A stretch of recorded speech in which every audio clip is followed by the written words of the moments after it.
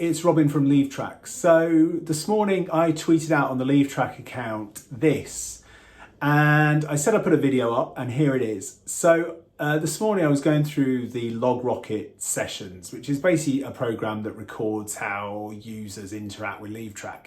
And I spent 3 minutes cringing watching the most painful video of someone trying to do the basics in LeaveTrack, which is book some time off.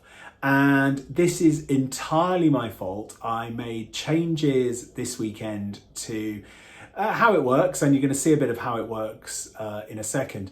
But it was the classic mistake that because I knew how it should be used, I assumed that everyone else would know how to use it. And one of my poor customers spent 3 minutes trying to book some time off. So what you're going to see is, you're going to see past me, because I've recorded it already, just going through what I had to sit through and observe. So right after I've finished this video, I'm going to get back onto coding LeaveTrack and making sure I fix the problems that exist so that someone is booking leave in 10 seconds. They're not spending 3 minutes just clicking, trying to get the thing to work. So here's future me handing over to past me, who's going to spend about 4 minutes showing you how it all went wrong. Thanks, bye. Hi, so I just want to talk about this thing I saw earlier. I was watching some videos of people using LeaveTrack, and it's really insightful because over the weekend I just really made some changes to how you make absence requests. So instead it was go to a different page with the form, fill in the form, do all of that type of thing. So I made some changes over the weekend which kind of use just a modal, and it's the first thing. So it brings up the form, and then I've got this kind of custom date picker that I built, and you do that and it fills in the dates, and you can change these, and you click yes, and it I have no days entitlement left. That's a problem. Let's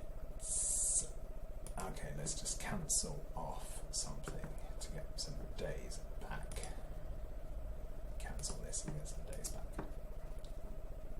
Alright, so you got this date picker, and you can do that and do this, and then it does a nice little Ajax submission and the form disappears off. So really nice.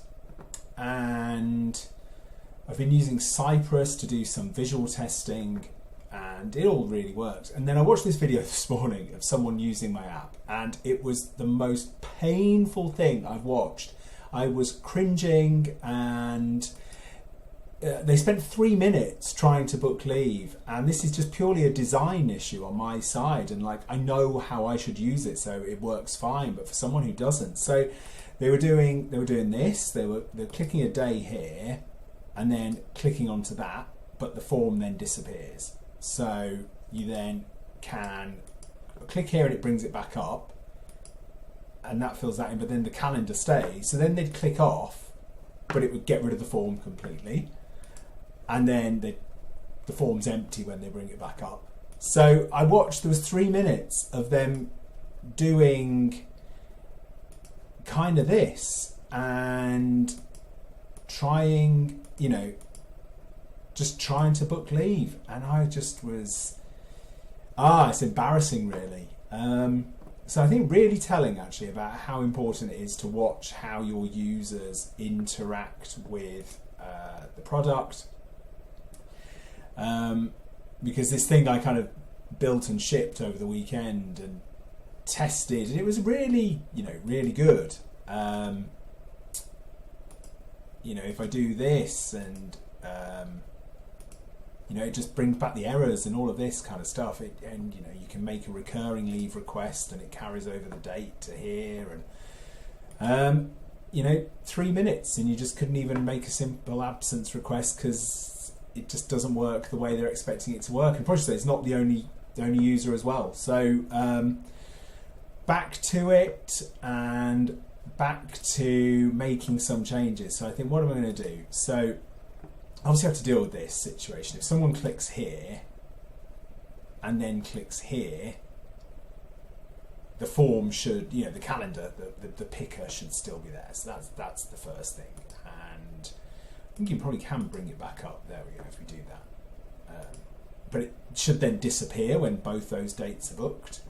And then the second thing is if these are populated, don't get rid of the form when you click off the screen here. So two big changes.